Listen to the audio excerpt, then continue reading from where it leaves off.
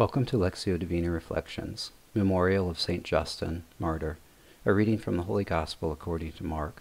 But Bartimaeus kept calling out all the more, "Son of David, have pity on me." Jesus stopped and said, "Call him."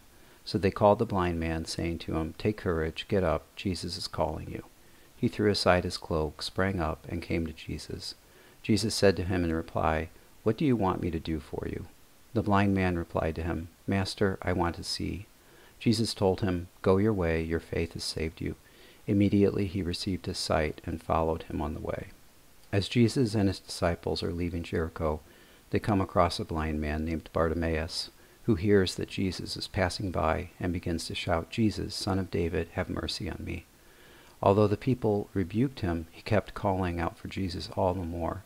When Jesus calls for him, Bartimaeus asks for sight. With Jesus' words, Go your way, your faith has saved you," Bartimaeus receives sight immediately. Jesus, as the Son of God, restores his sight because of his single-minded persistence, calling out for the Lord until he answered him. With a word, Jesus brings healing present to Bartimaeus.